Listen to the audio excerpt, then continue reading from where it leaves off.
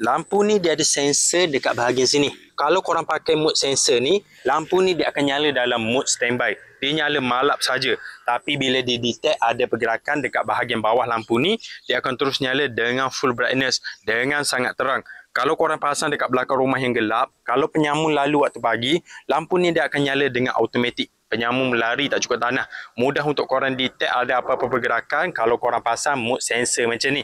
Tapi kalau korang nak gantung dekat tiang lampu, tak payah pakai mode sensor pun boleh. Biar je lampu ni nyala lama. Sebab lampu ni dia mampu nyala lebih dari 12 jam.